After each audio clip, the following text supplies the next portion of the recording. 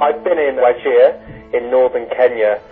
The whole region has been subject to a terrible, terrible drought. In this community alone, just this year, the Sheikh says 20 children have died from hunger. Across the Sahel, the crops have failed. Hunger is stalking tens of millions. Northwest Kenya. In August, I went there to visit the biggest refugee camp in the world. Many of the Somali families seeking safe haven in Kenya spend days trying to get to camps like this one in Dadaab.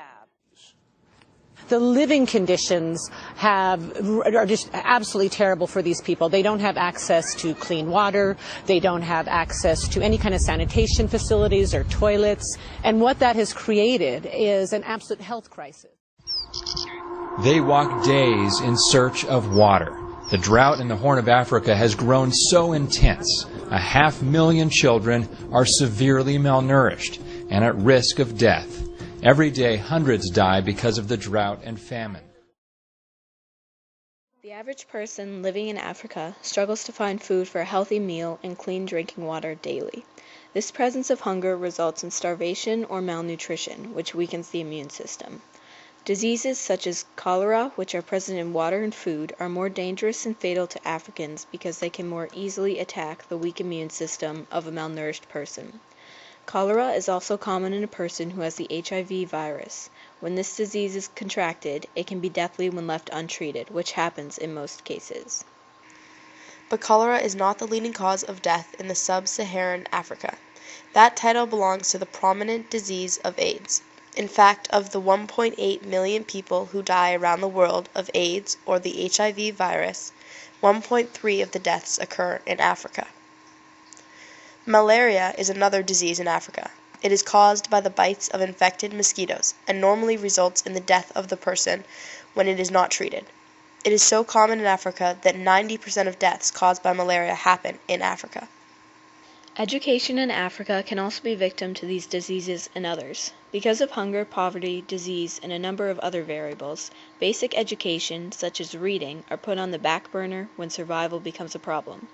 Actually, 40% of Africans over the age of 15 and 50% of women over the age of 25 are illiterate.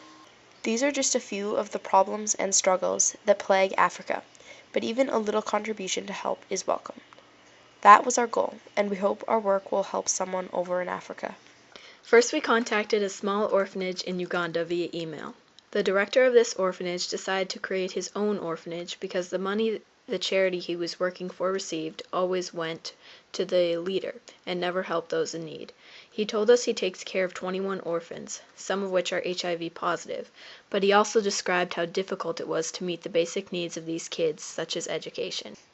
Right now, since the children are all under 8 years old, he teaches them because school is too expensive. The majority of the money they receive comes from church donations. Despite their poverty, the orphanage is still interested to get more children off the streets, and we want to help them.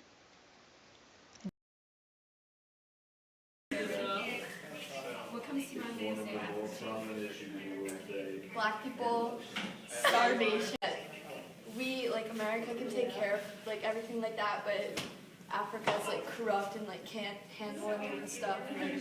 Yeah. How many people in Africa take AIDS? Okay. 100,000. No! It's actually 22.5 million. Like, you have AIDS. It's so sad. They need to learn, like, we need to send people down there to teach them how to, like, use, like, condoms. What about the people in Africa?